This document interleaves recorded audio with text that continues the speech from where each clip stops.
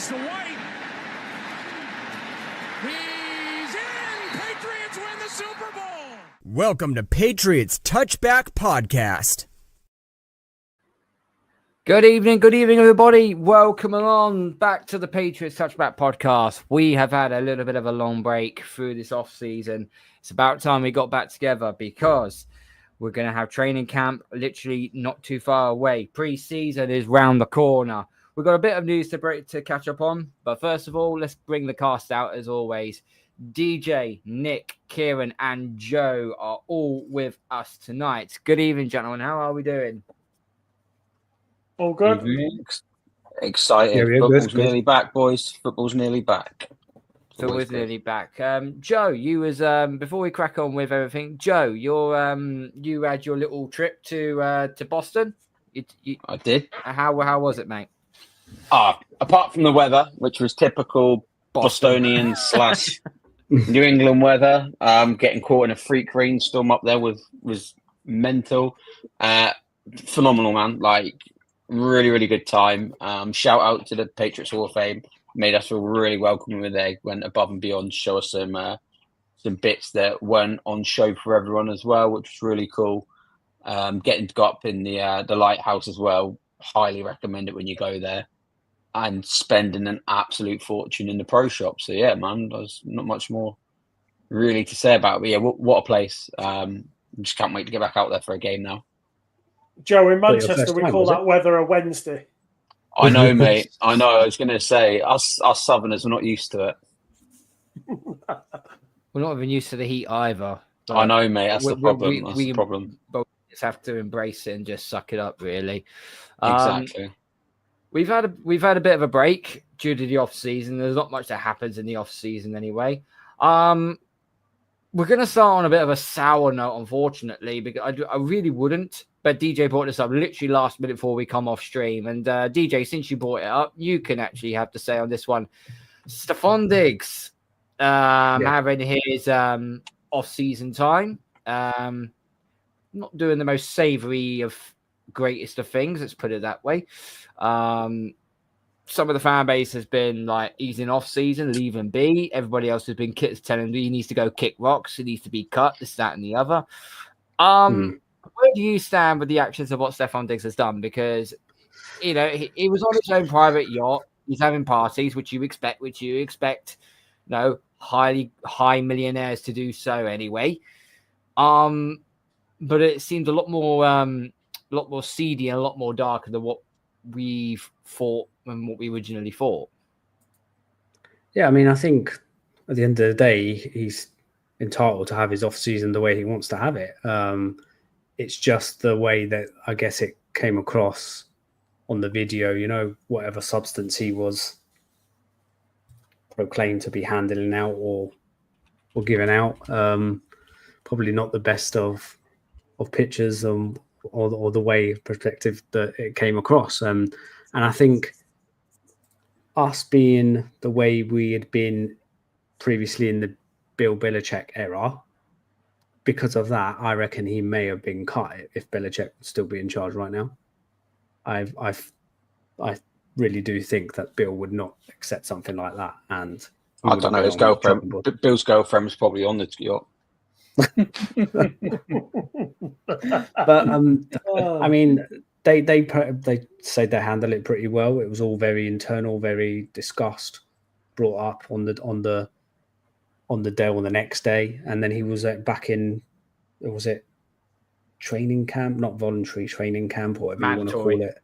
Mandatory one, yeah. Mini camp, I think he was. But yeah, he seems to be focusing on rehabbing his ACL. That he was handing out. There were fruit-flavored Mentos.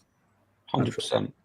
And anyway, him and Cardi B have broken up now, so it doesn't even matter. Yeah, they've split up. He's going to have a 1,000-yard season, 15 touchdowns, boom. Because people, with all due respect, people like her that are in rappers within the music industry think they own the planet and they think they can get away with everything, and she would just be a terrible influence on him.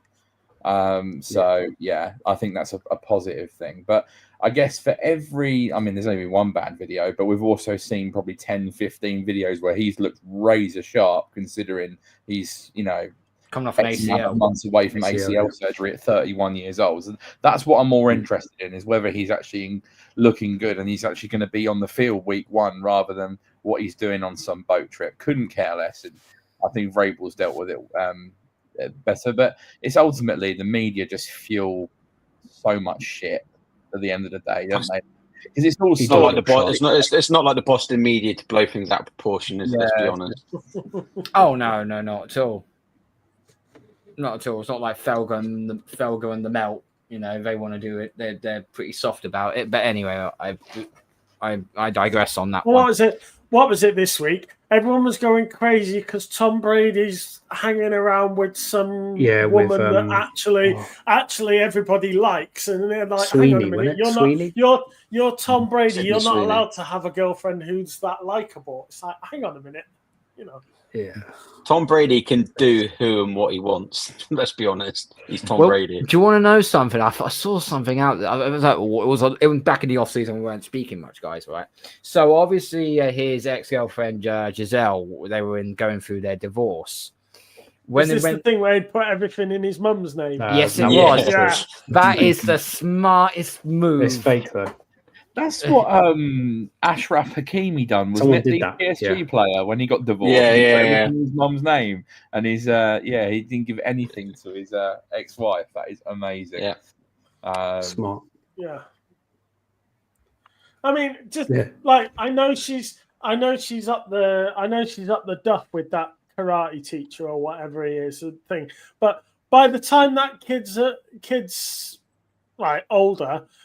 You know, just imagine that. Yeah, that's my half brother and half sister. Their dad's Tom Brady. That's my dad, that judo instructor there. Yeah, right. I didn't know she was pregnant. Way to made a kid feel important. That's Tom Brady's kid, by the way. I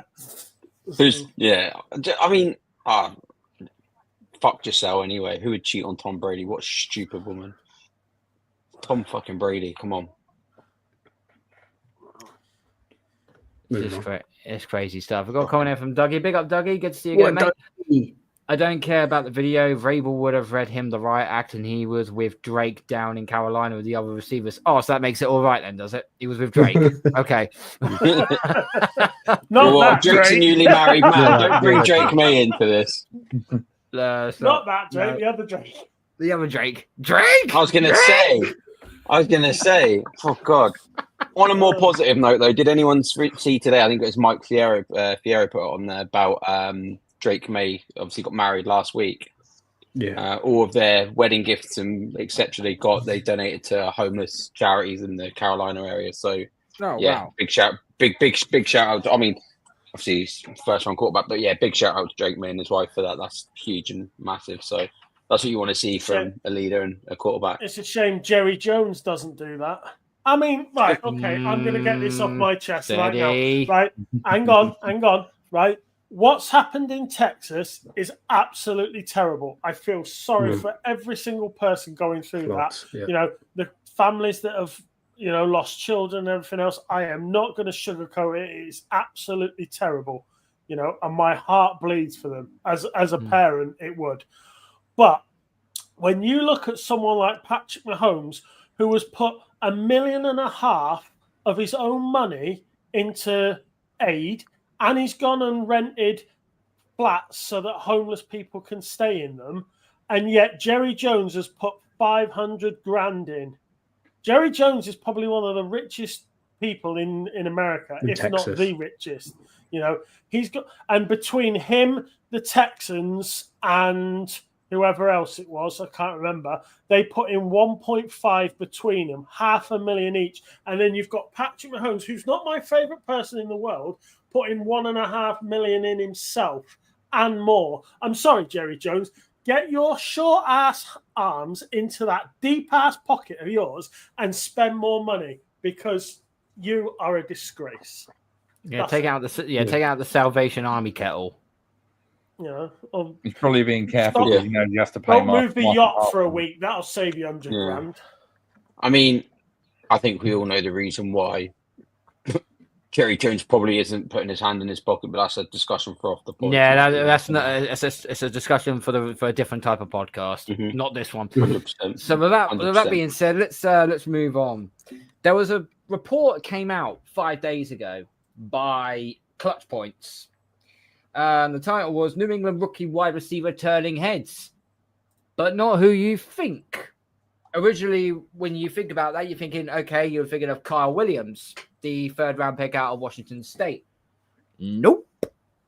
It is the undrafted rookie free agent, Efton Kism III, who apparently, and I hate these clickbait bloody reporters, they do my head in, they have put him in the same ballpark that could potentially, hang on, let me just bring this up. Look at Nick's little face light up every time you say that name. Hold it. I am Kism, so behind this. hold him. Kism's size and overall frame have immediately drawn comparisons to former Patriots slot receivers, Patriots Hall of Famer Julien Edelman and Danny Amendola. That comparison could go a long way for New England's fan base. This is what I mean by clickbait reporting. Because he's an undrafted rookie free agent. We got absolutely no idea. I hadn't even seen him play in college level. So I can't even say. The only part we're going to see how good he can potentially be is in preseason. That's the only time we're going to see if he's got any sort of potential at all. And if he does get in the squad, guess what? It's more likely going to be kickoff and punt returning. Exactly where Edelman started. That's how Edelman came in. He was a kickoff and punt returner. In the voluntary workouts, and he did look sharp. He did the way he cut was identical how Amendola and Edelman used to do it. But yeah, like you say, that's just throwing the ball, not game to game. Because Diggs has been injured and Diggs didn't turn up till mandatory minicamp. You know, Chisholm had all of rookie camp, all of voluntary workouts. He turned up for every single session. I don't think he dropped a ball for like 7 sessions or something like that. He worked his ass off. He kept running. He kept breaking. Every single report you read on whether it's Pats or whatever you're reading, everyone was coming back with Chisholm's doing really well. And I was sitting there thinking, right, okay, if you're going to carry 6 receivers, Diggs and Hollins you've brought in and paid money for, so they're going to be 2. Douglas is 3. You've then got 3 spots, and if you're going to say, okay, right, Chisholm's one of those 3 left. Does Boutte get 1? And then that only leaves you 1 spot. Is Kendrick Bourne going to lose out? Baker, for me, Baker and Baker might lose out. Polk. Polk. I think at best, I think Polk will be there. Practice squad. They'll keep him. No, I think Polk will be part of the 6. I think the ones looking on the outside in at the moment is probably going to be. I don't think Boutte will be there. Whether he's cut before camp or whether they try to trade him just for a late draft pick of some sort. I don't know how they can cut him, though. I disagree. I think Boutte is the best. Drake. If you listen to anything from the reporters that have been at OTAs or the rookie minicamp, the full team minicamps, saying that Polk and Baker have done nothing. Boutte's been one of the most consistent players on the team. Chisholm's turned heads because obviously similarities to former players. I think Boutte's on the roster, and I think he starts currently as on the outside until Kyle Williams gets acclimated to the offense. I would keep Boutte. He's incredibly productive, based off like expectation. Like we didn't expect him to have. I'm not saying he's not going to be a 1,000-yard receiver, but based off what we were expecting, he was a bright spark last year, and I think he has done more than Polk and Baker and Bourne. I think they're the 3 that are gone. I think Bourne is very much on the edge. I think if Bourne gets in, I don't think Chisholm does.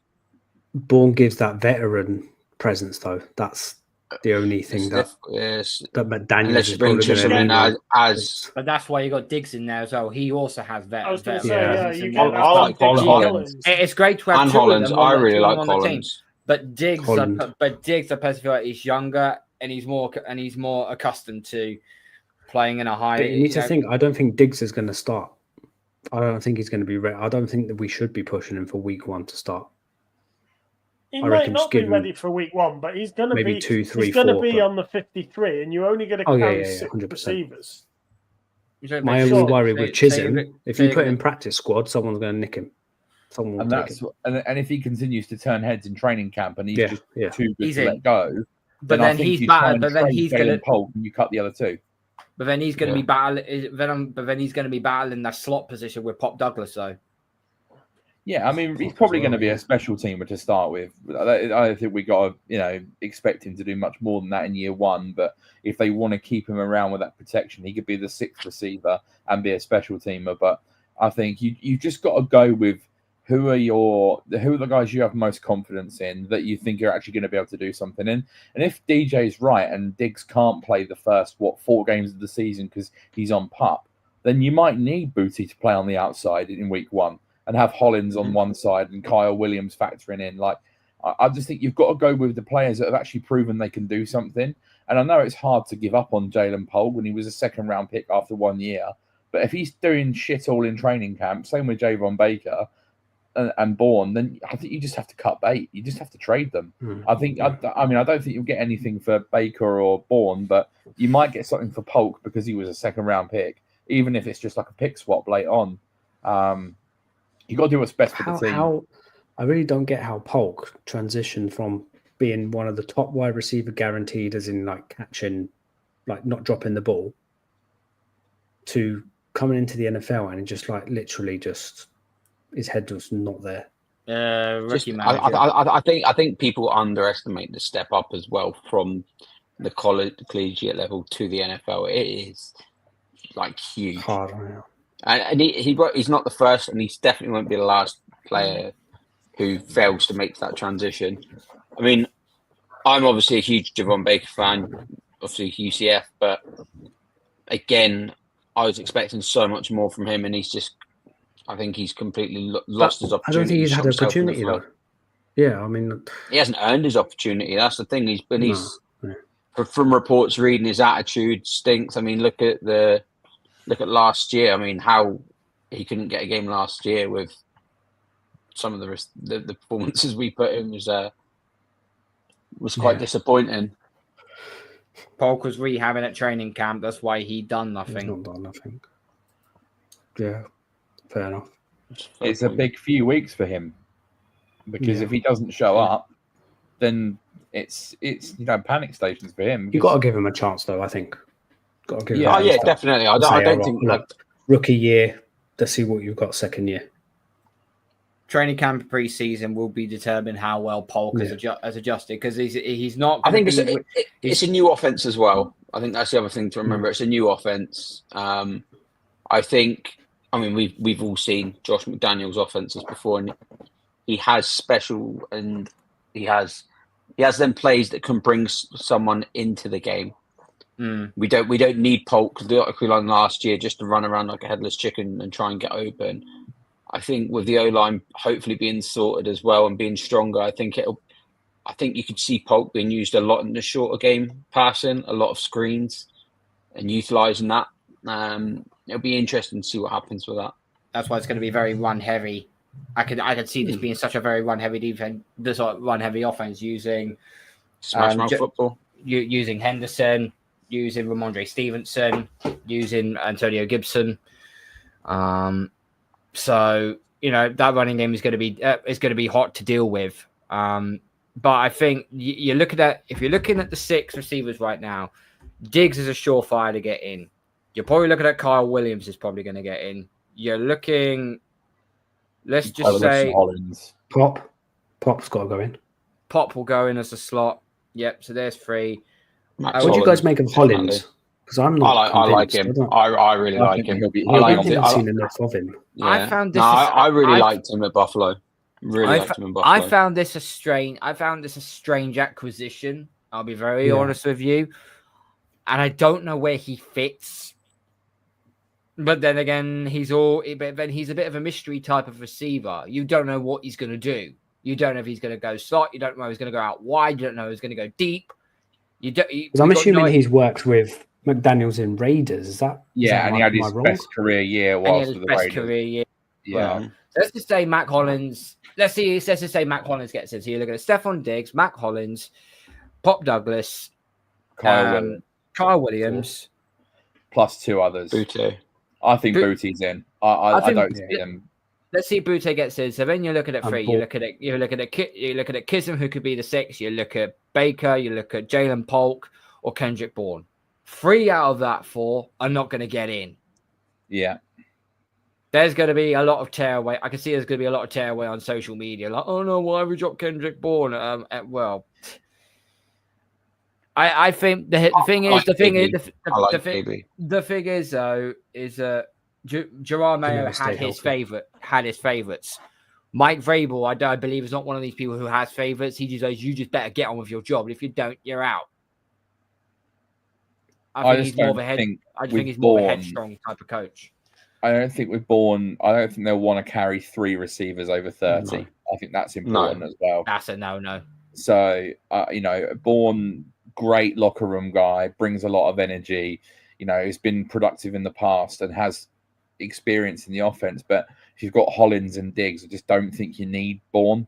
I think you want a bit of dynamism, a bit of, someone that can offer something different. Hopefully, he's definitely lost a step as well. Be that guy. I think Bourne's definitely lost a step. I noticed that last year.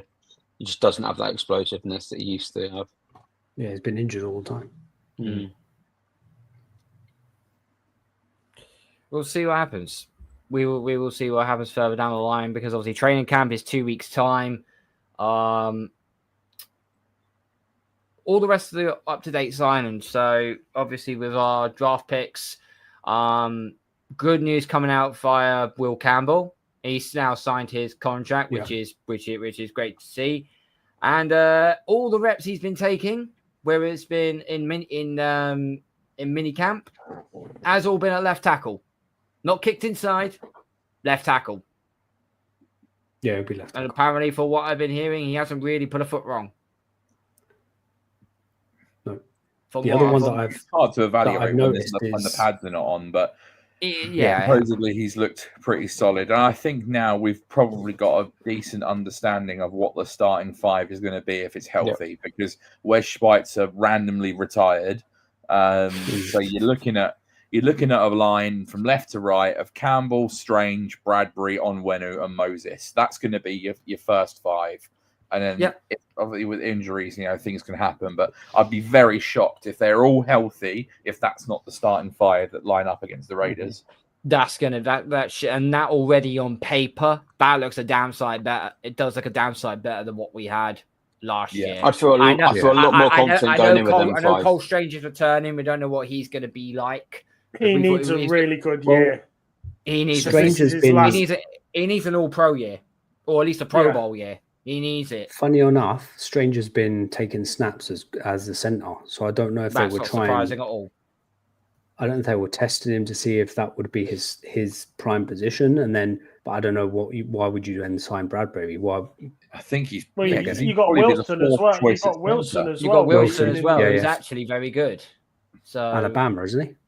Alabama. Yes, roll tide, baby, roll tide. Yeah, boy. Georgia. Yeah, he'll be a good. If he can learn a lot from Bradbury there, next year he probably could be starter. That's right. Was he Georgia? Wilson takes over. He was Georgia, yeah. Oh, my bad. Why did I say it bad? Must be thinking. Anyway, it's always mixed. I think we can give Cole Strange the benefit of the doubt because he's had his injury problems, and I think because he was drafted in the first round, the expectations were obviously a lot higher, and people were saying, "Well, he's probably a bit of a bust," and we all know we should never have taken him in the first round, but he's at least an adequate NFL guard, which we didn't have that play from certain people last year. So as far as I see it, at least if he's just okay, then we can get by with him at left guard for another year. Yeah. Let's go back to draft class. I know we've already done this. Because me and Kieran did this. But we'll have a little bit of a deep dive as a group as well. Craig Woodson apparently has been turning heads. I've seen that. Craig Woodson, the safety out of Cal. Yeah. He's got a nickname, but I can't remember what it was. Woody. They gave him a nickname. Woody. Nick. Woody. I mean, that's self-explanatory. My days. Why are we all dropping stinkers? Oh yeah, it's our first date. It's our first one back after a long time. I think with Craig Woodson, let us off, viewers. Let us off. On Woodson, like he's probably the most natural fit to play as a single high safety in our team. Like Duggar and Peppers probably prefer to play as more of box safeties. You know, they're not guys that are going to be lined up as single high over the top. Whereas Woodson allows you to do that, so you might see him play a lot of that, and then Duggar and Peppers play a slightly different role this year. The Eraser. The Eraser. That's what they've nicknamed him. That's Craig Woodson, the Eraser. That's a bold statement. I'm going to be very honest with you. That is a bold name to have there. The two players I'm looking forward to seeing in when we do training camp and so on. Again, I'm looking forward to seeing how our receivers get on and how Henderson gets on. But for me, I want to see what this Braden Swinson guy is all about. The edge out of LSU.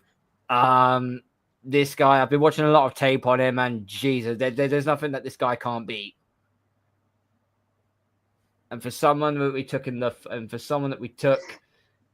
5th round, is just a steal. It's just a complete and utter steal.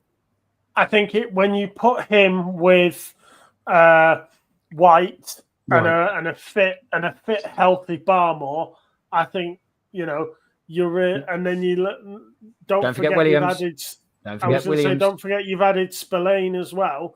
Spillane. You're talking about that central back. That central back area is absolutely loaded. And a few weeks ago, when I saw that someone said our defense could be a top 10 NFL defense, I was like, nah, we're not going to be top 10.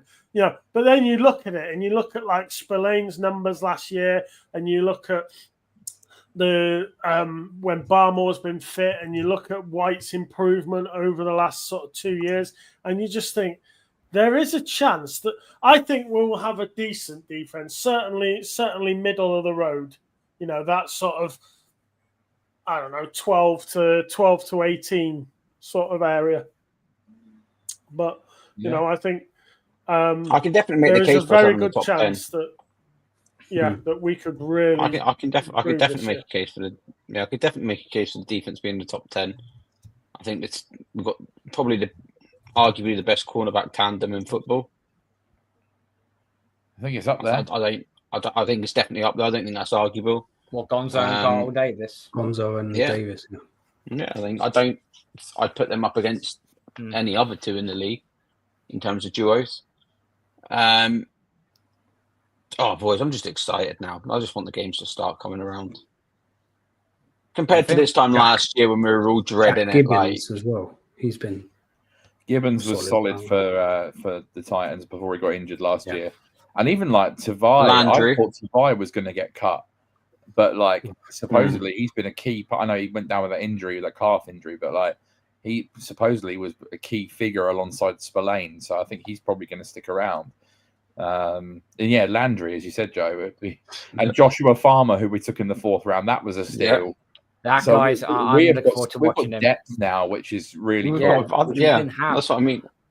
I'm not going to throw us back into the Super Bowl conversation. I'm not. But how did apart from the Eagles walloping them on the offense, how did the Eagles actually beat Kansas City?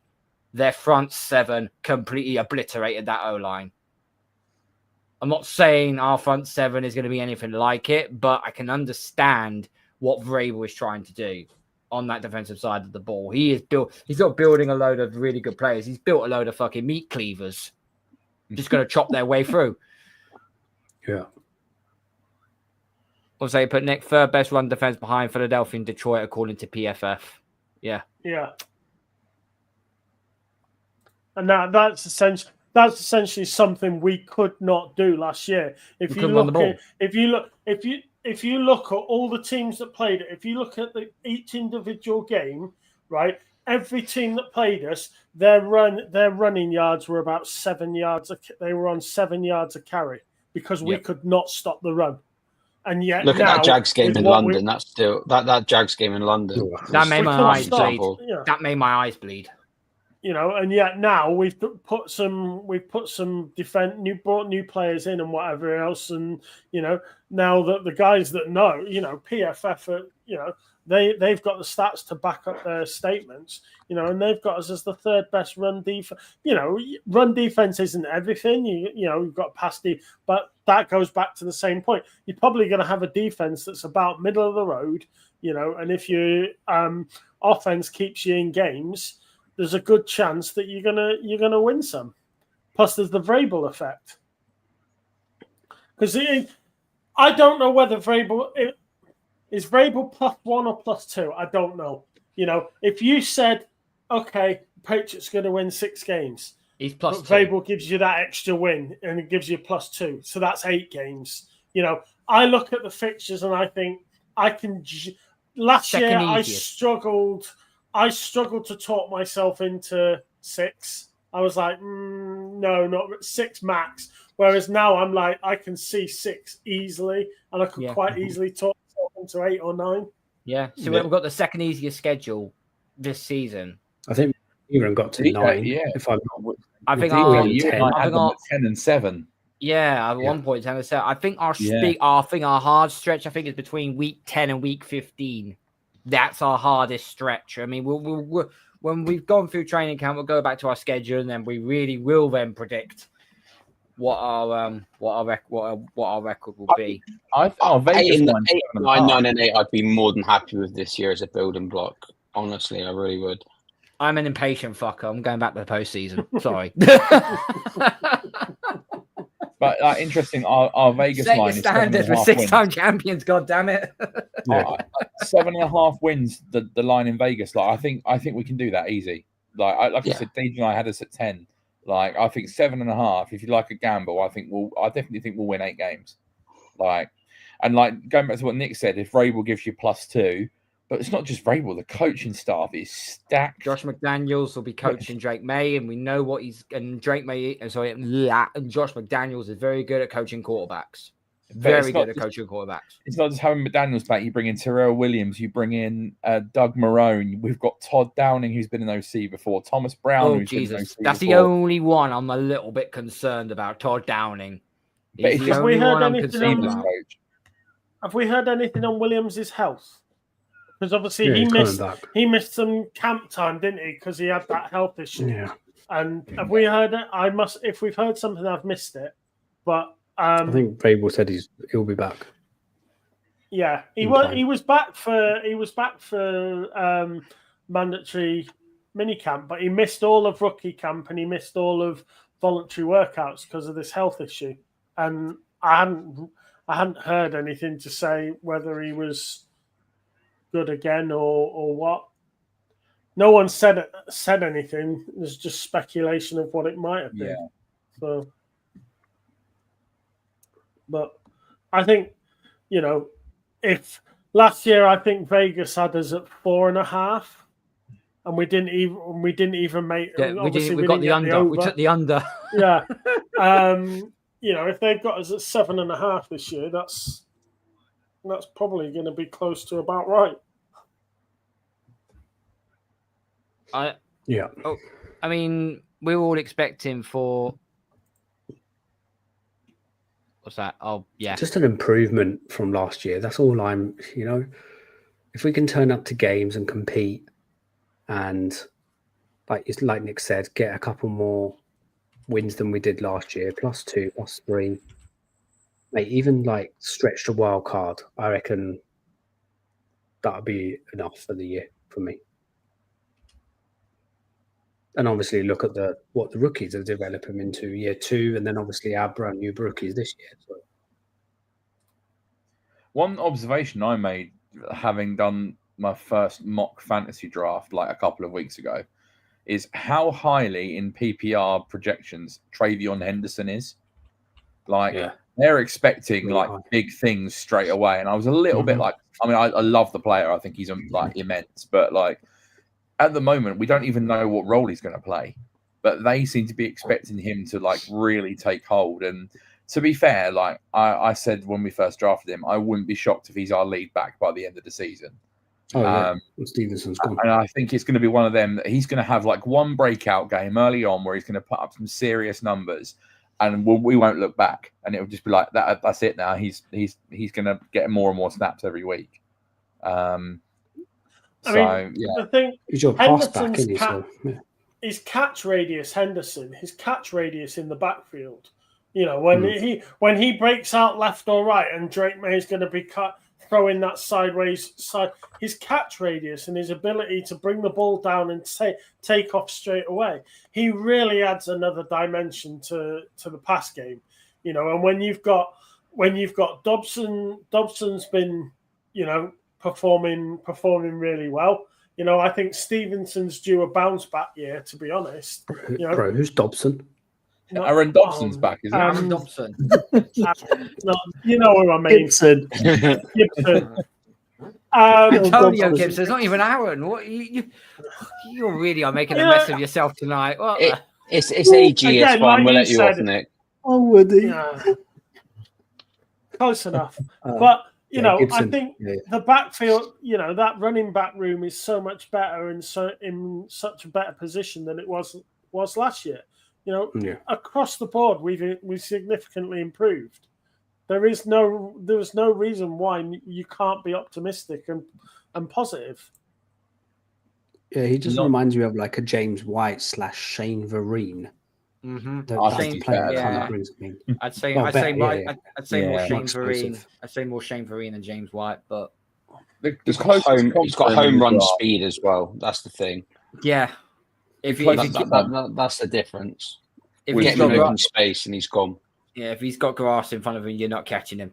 Like people try to comp him to Jahmyr Gibbs. Like that's the kind of style. And you think about how Montgomery and Gibbs work as that, they call it Sonic and Knuckles. Sonic and Knuckles. Like, I feel like that's probably where we're going to be like, you know, like Stevenson's going to run teams down and then Henderson's just going to explode into open space. But also Nick said about like his catch radius and how he offers in the passing game, but also was the best pass protecting back in the class as well. Like you see some of the reps in pass protection where he just completely holds up against like a huge edge rusher. Like he's I think he's not afraid to put his head on it. No, he's not at all. I know it's easy to say when we're about to go into training camp. We've not seen him take a snap for us yet, but I genuinely think we've hit a home run with him. I think he could be an absolute star. I really do.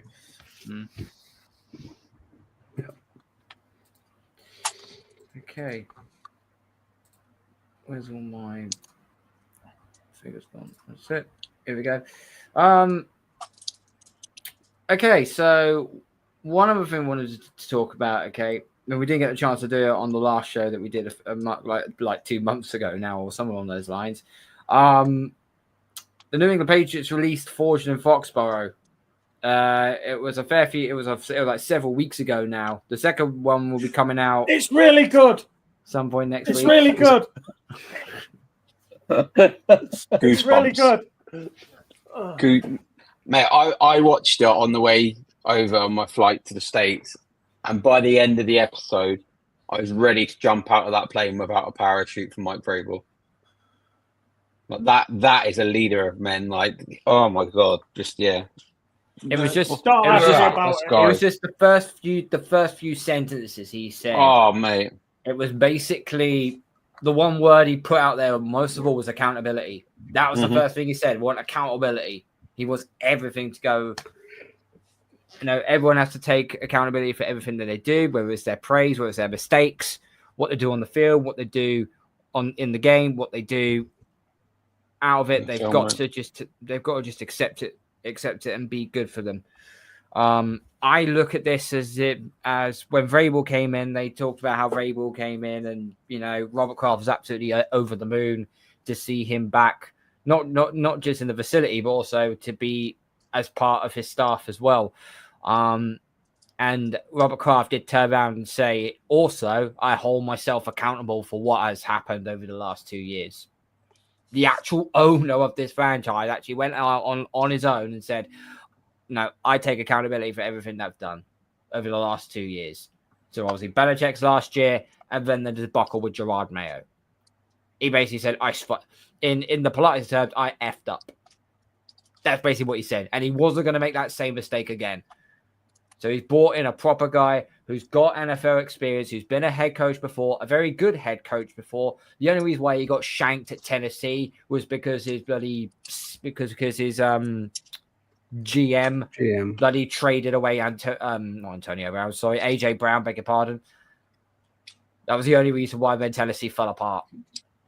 I wouldn't have wanted Vrabel last year anyway, because I think Vrabel needed that time away. Yeah. The Patriots needed a clean break from Belichick as well. You know, it's like the saying, don't be the man who follows the man, be the man who follows the man who follows the man. You know, don't be David Moyes, basically. Or any other Manchester United manager after that.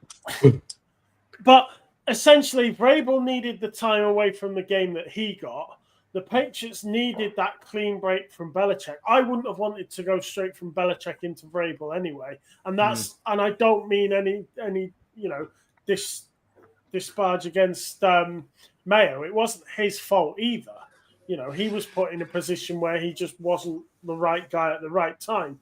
But, you know, I think in the same way that the year off has done Vrabel some good, I think the year off has done Josh McDaniels some good as well, because he's been able to weave away and make up schemes, but he's also been able to look at how teams have played against him, and he's been able to fine tune things. And I think you'll see a much better Josh McDaniels coordinating, and I think you'll see a much better Vrabel than you saw at Tennessee. Because that's just naturally how we as human beings progress.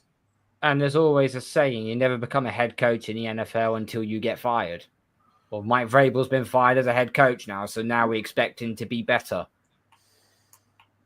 Yeah. Because you should be learned, because then you took your time away. You learn from him and say, okay, what went well, what didn't go well, what worked, what didn't work, and so on. He'll put that all into practice during training camp and during this season. And I think we're going to see a more finely tuned version of Mike Vrabel. You're still going to get his presence, his alpha male presence, shall we say, on that touchline.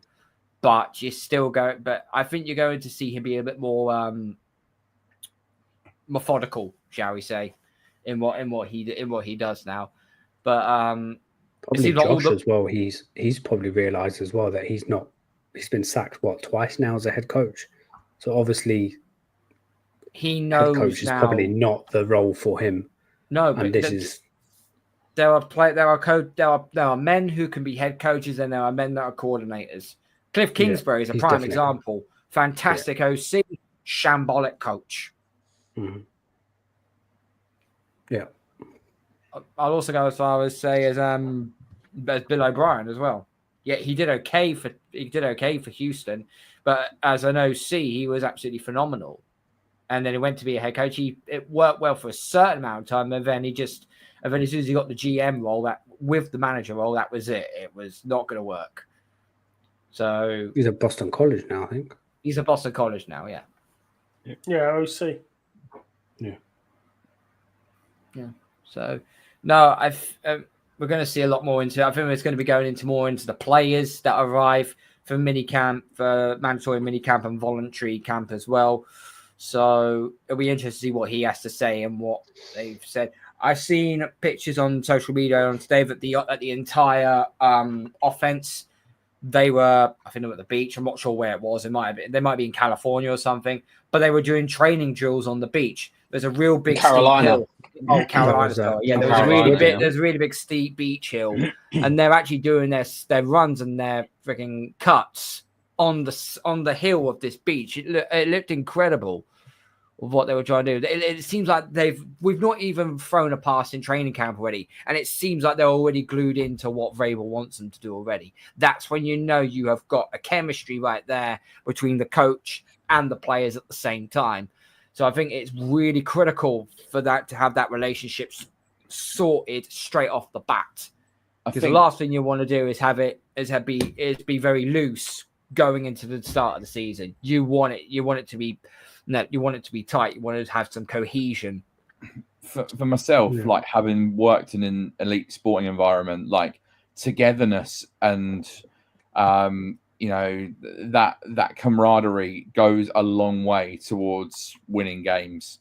Because when you're all together, working towards a common goal, it feels so much better when you get success. And ultimately, you also need each other in the shit times as well.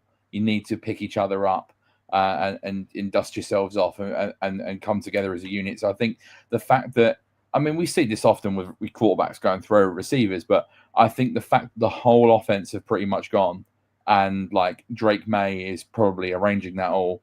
It's good leadership from him, but to build that togetherness, that chemistry, that camaraderie at this stage before training camp is a real good testament to probably Drake May, getting that sorted, and to the offensive personnel that Elliot Wolf and Mike Vrabel have built now, because there's a lot of new faces in there, and they've tried to sign the right players. Like we question like Matt Collins, but everything you hear about him is a great locker room guy, great leader, someone that drives standards. But also we've seen him, like when he wasn't practicing in OTAs, he was helping Todd Downing and Josh McDaniels with offensive drills.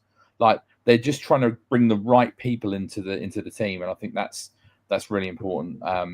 So I've got a good feeling about certain aspects, and I just feel like Drake May he's never going to be the cockiest, he's never going to be the loudest, but I think he's a kind of person that people just warm to, and I feel like he's going to have everyone running through walls for him, because they believe that if everyone does the job right, Drake could take this team very, very far, because we all know what a talent he is. He just needed that arm around his shoulder, because last year he just didn't have it. More to the point, he didn't have anything around him. He could only do so much, yet he still managed to put the team on his back and carry them. So I thought Lampelt did well with him, though. To be honest, in terms of his development, I think he did relatively well. He did. I would like to have seen him in earlier last year. I think it was a wasted season with Jacoby Brissett, but at the same time, how many games did Drake miss in the end because of concussion? Was it two? Two separate games, or just the one? I can't remember now. And that was when we were. That was a full game. I think he just went out of two, didn't he? He just went out of two. Yeah, I can't remember. I thought he missed one. No, might be wrong. I think he got knocked out in one game and then didn't finish the game. And then there was one game. Was it the Jets that we won? He missed the last game, knocked out and then came back in. He didn't finish the Jets game, did he? Oh, was it not the Jets game? There was definitely one game he got knocked out, and then he ended up coming back in later in the game. Yeah. So yeah. I mean, he has a lot, lots of stuff to learn going into the second year. Like, he needs to learn to protect himself better, and not have to play Superman on every play. Exactly. We've said it so many times as well, and I'll say it again. It's a brand new offense. And the one thing that any Josh McDaniels offense has been over the years, and I know it was Tom Brady, but it is a quarterback-friendly offense. He will not set Drake May up to fail. No, and I think that's the thing to look at. He will not. Drake won't be asked to do things that he's not capable of doing. No, I agree. I think, and you'd hope that the surroundings are going to be a lot more comfortable this year. It's it's by no means elite, but it's definitely a lot better. We spoke about the 5 on the line. That should be a pretty standard, average NFL line at worst. The hope is that Will Campbell can become a Pro Bowl left tackle for many years, and then you've got better weapons around him. I'm really excited to see what Kyle Williams can do. I've not got like massive expectations from him off the bat. I really liked him coming out of college, and I think once he establishes himself, I think he could be a really, really big asset. Big body. Big body as well. Big catch rate, this. I think still on the third as well. We've got to learn from last year with putting too much on his plate because we literally shoved Jalen Polk straight in and expected him to reduce. Like just Kyle Williams should open the season as your fourth receiver, really, and you just factor him in gradually and then see what he can do. So who will be your second receiver then? Would it be if are we talking Scary if Diggs Terry. is fit, are we saying hypothetically Diggs is fit? Now, I'll hold up here. Now, I did see that rumor going around that apparently Terry McLaurin of the Washington Commanders, get the name right? Yeah, he's having a big. Apparently, he's having a bit of a hissy fit over his contract negotiations. We've been linked to him, but that's just rumors. Nah, we've got plenty of cap space. We've still got the cap space to bring another receiver in. But then you are legitimately then kicking out Polk, Bourne, and Baker. You're kicking all three of them out. Now, Kizem might be on the outside looking in as well. So you've also got to look at it on that standpoint. If we were saying halfway through the season, or we were sitting, let's just say we're at week 10 and we're sitting at, 7-3 or something on the maybe on the outskirts of getting into the postseason, could we then file on the trade deadline? Could we then file a trade into Washington and say we'll take Terry McLaurin off your hands? If we believe we are in a position then to say, do you know what? This team actually might make the postseason and maybe go further. But adding Terry McLaurin will add a different dimension. Because I think it very much depends on the asking price now. Because I've seen saying like a second round pick. He's 30. He's a very good receiver. Don't get me wrong, but he's 30.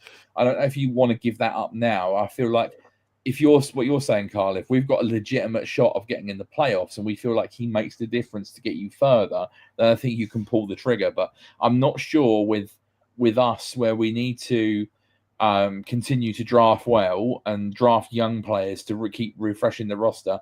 I'm not sure I'd be wanting to give up a second round pick for a 30-year-old, regardless of how good he is. So I'd be a little bit reluctant on the asking price, to be fair. But yeah, I can see why people would want him. But yeah, going back to what you said before, Carl, are we assuming that if Diggs is fit week 1, what the starting 3 receivers would be? Or would you? Because I guess if he is fit, it would be Diggs, Douglas. I'd probably say Booty is the third. I think Booty will be the 6 receivers that he'll be taken, but I think he will be in competition with Kyle Williams. If Kyle Williams overdoes him in training camp, and we know that Kyle Williams is going to start as the third receiver, which I don't mind. Because here's the thing, Stephon Diggs is a bit of a selfish bastard. Let's put it that way. He wants the ball all the time, so it would be beneficial. Yeah, we give Stephon Diggs pretty much all the ball. But then you have Douglas in the slot. You got Kyle Williams playing as the third receiver. Kyle Williams could be that decoy that could help us so much going up against that second, third string corner. I just don't see them rushing him into a starting position early on. I feel like if Diggs isn't there, Hollins will start with Matt Booty Collins and is Douglas. there as well, yeah. But I think if Diggs is there, then you probably that's where Hollins comes out. But I think Kyle Williams will factor in. He'll be in a rotation, like you said, with Booty probably, or Hollins, and then gradually, as he begins to find his feet, and if he starts making the most of his opportunity and catches a few passes and scores a couple of touchdowns, and that's when he probably earns more playing time. But yeah, I think it's very, very dependent on Diggs, being fit. But I think they'll go. Knowing very well, I think they'll go with the experience first. I don't see a rookie starting lining up first snap of the game.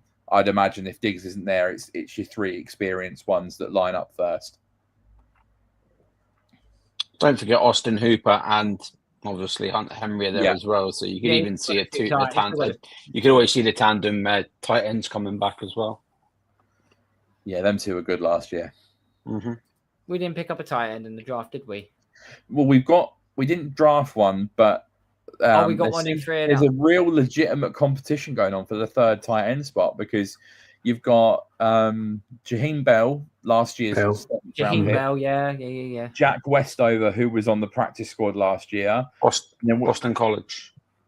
Was he Boston College? I don't know. I think it was up that way, Jack Rustover, wasn't he? I'm And sure he then was. the 2 UDFAs we signed this year, which were G. Scott from Ohio State, national champion, and then you've got CJ Dipree from Alabama, who people thought was going to get drafted.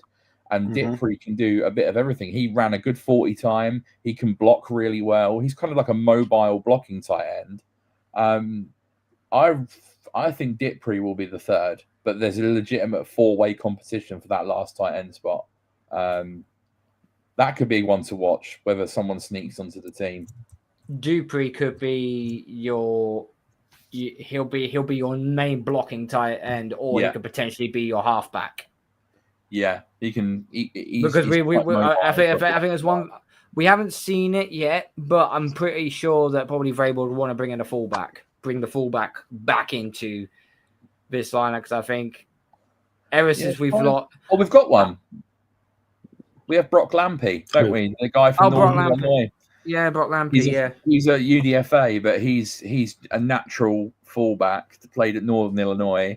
And I think I've seen most of the reporters have him on the 53-man roster because he's been like playing a lot with the ones in OTAs and stuff. So that's probably your fullback. If he's anything like James Devlin, sign him up. That's all I've got to say on that one. Yeah. That's all I've got to say on that one. Right. Any more news to take care of before we come to a close? Not from me. I don't think so. No, I think we're all good. I think we're all good then. I think we're good. Last minute comments, DJ. What are you going to be? What are you expecting? What are you looking forward to? Just waiting for training camp to really ramp up now. Like to see which positions are going to be the key positions on who we need to keep and who we're going to cut or trade. And obviously there's also the other aspect of like what the other teams are going to do. So the other team members might be cutting some big players as well that we could probably use in our roster. So we have to keep an eye on all that. Joe, what about you? Can almost smell that autumn air now. That rain that's coming down on a September day. Oh, Smells that come off the ground. Football. Let's go, boys. We're there. We're nearly there. I'm Kieran, excited. what about you? I'm excited. Well, I was just going to say, does anyone actually know the starting date of training camp? 22nd. 20. Is it 22nd? I think Of July, yeah. Let me look it up. Yeah, it's 2 weeks today. Oh, it's 2 weeks today, is it? Oh, that's fair enough. 22-23 is open to public, I think. I've read something like that. Yeah. Yeah, they'll come back on the Monday, which is 2 weeks yesterday. When did the rookies report? Everyone reports the same day. Everyone will report on the Monday. They'll all do their fitness. They'll all do their health checks and their fitness checks and whatever else. Rookies are Saturday the 19th. Tuesday. Yeah, rookies report July 19th. Patriots form begin at... First public is 23rd, but the training camp runs from the 23rd to the 10th of August. Right, so the full schedule for the Patriots upcoming training camp, Wednesday, July 23rd, is at 10:15 a.m. Practice on Thursday, July 24th a.m. Practice Friday, July 25th, 10 a.m. And then it goes 26th, 27th. Yeah, so 23rd. 28th as well. So we'll be able to keep you up to date with regarding of what happens each day on training camp, even if it's a quick, like maybe a quick 20-minute, half an hour show or something potentially, because someone's got some time off, so I might be able to, so we might be able to do some work for the for training camp, which will be interesting. Kieran, what final thoughts? Yeah, obviously just looking forward to getting a clearer idea of kind of where we stand going into the season. Like DJ said, positional battles, who's going to make the roster. I'm sure every man and his dog is going to be doing 53-man roster projections. And just looking where we're at and seeing who's performing in training camp really, and who's looking lively going into the season. I have an air of confidence. Like I said, I've predicted us to get 10 wins this year, so hopefully we can do that. So yeah, just looking forward to having it back, and I'm pleased that that training camps are a good time, because I go away on a big holiday in mid-August, so I didn't want to miss too much. So thankfully, I'm going to get a good sort of 3 weeks before I go. So yeah, have a good understanding of where we're at and track along. And yes, the season will soon be here as well. So yeah. Absolutely. Nick, what about you? I think Joe mentioned it earlier, but it's just the fact that this year I'm so excited compared to last year, and how dire and miserable we expected last year to be, and it was. The excitement levels are up this year. I can't wait. It's like you said. Training camps here in a couple of weeks. College football's not far off either. So the summer's coming to an end. The Premier League season's a month out. Summer's over, boys. Let's get back into the real. Let's get back into the everyday stuff. September to May. I think once September arrives, that's it. That's it. We're back in full on NFL mode. But no. I'm looking forward to this season. Looking forward to how training camp goes, and it's going to be interesting. One other thing, do we know what's happening with the NFL with the UK this year? Because I've not seen anything announced of like where to watch the games or. Well, I'm guessing it's on the zone. Sky. Yeah. Right. Sky, okay. But... I can give you an update on that. Right. Okay. Sky no longer have the rights for the NFL, so. But is that because they no longer because they're expired, or because they no longer wanted to proceed, or because they expired? So they have to reapply. Yeah. Yeah. The zone are currently the only place where you can get NFL highlights. However, the zone have cut down the amount of coverage that they are taking. For example, you can't watch Good Morning Football anymore on the zone. You can't watch some of the. Is this Game Pass? Sorry. Yeah. Through Game Pass, you can't watch that stuff on DAZN anymore because they're cutting down the amount of product they take from the NFL so that they don't have to pay as much. Yet they're putting their prices up for everyone who wants Game Pass. I expect to happen is shortly before the season starts, maybe the week before, 2 weeks before, maybe. Sky will announce that they've done a deal with the NFL, which they tend to do every year or two, every 2 years or so, where they've done a new 2-year deal with the NFL, and they'll announce that just before the season starts. But ultimately, from Sky's point of view, there's no point in paying for the rights when nothing's happening. So their rights ran out at the end of June, beginning of July. Now they've got a couple of extensions that ran. Sorry, it should have run out at the end of May, and they got a couple of extensions to run them to mid-June. But ultimately, there was no point in renewing their contract because there's nothing to show for it. But when the season starts again and pre-season games start, I would expect you to hear that Sky have done another deal with the NFL, because I can't see, for the amount of growth that the game has got, I can't see Sky and the NFL turning each other down. So they'll put a deal together at some point. Apparently, I haven't heard it, but Neil Reynolds and Phoebe Schechter were on Neil's podcast last week or the week before, I forget. And they didn't go into it in great detail, but they touched on it. And the impression that a lot of listeners got is that Neil sort of knows what's happening, and he wasn't worried that Sky wouldn't have a deal. So there's the expectation is Sky will do a deal with the NFL just before season starts. Neil's still doing his training camp tour, isn't he? So he's still doing the same training camp tour he does every year. This year he's going to all the teams that are playing in the UK. I wouldn't be concerned as a UK fan that there's not going to be any coverage. I do want to say, why they don't go through like YouTube. Like, I mean, I do want to say a big stick. I'm going to put up a peace sign, pick your favorite finger to DAZN, basically. We don't want them to sponsor us anyway, so fuck DAZN. And their pricing I think is an absolute disgrace for what they're offering this year. So, because I've seen like Discovery Plus as well. They've announced something to do with NFL, or there's a picture of American football. What's I think that's for college. That's for college. That'll be on TNT. That's college football. That'll be on TNT, wouldn't it? Well, no, because I don't think anyone's got the coverage for college football again this not year. in the UK, no. No. I don't think no one's Sky have got it for another year.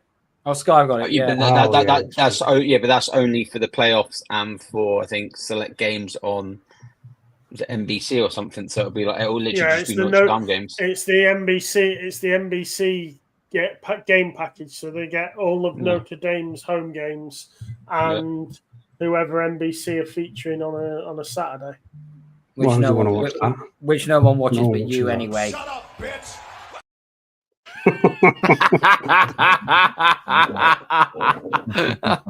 Yeah. Well, there is another way to watch games, but you can figure that one out yourselves, people. Yeah, I mean, I can't just go back to what Nick said. I can't imagine with the popularity rising, even with the college as well. Like, it's just, they're not going to let it go because it's probably too popular and too lucrative for them. So there's no way. I'm assuming Dougie's missus works in Sky. Yeah, I think we'll be absolutely fine. But yeah, DAZN can go fuck themselves because there are far too many streaming services that people are trying to extract money from nowadays. Sky charge more than enough money anyway, so it's just exploiting people. So yeah, I think everything's going to be absolutely fine. Sky will still do Red Zone, won't they? I'd imagine so because that's if they've got the rights, but if they haven't got the rights, if they've got the rights, that's the only issue we've got. If they haven't got Red Zone, and I'm stuck on DAZN. But if they have got Red Zone, I'll bin it. Because like you can get Red Zone even if you don't have the sports package because it's on Mix, which is included the standard, isn't it? So yes, I didn't. Yes, you can do that. Right, we're getting on out of here, guys. Cool. Big up to DJ, big up to Joe, to Nick, to Kieran. It's great to be back. Patriots season is literally right around the corner. We're going to be back next week for another show. We'll have a little bit more of an update of what's to come, and we will be back next week. Thank you to all that's been watching. Make sure you follow us on our social media platforms on X, on Facebook, on Instagram, and make sure that you follow the podcast on Spotify as well. And make sure you hit a like and you subscribe to this absolutely amazing channel. And till next time, goodbye. God bless. Go Patriots.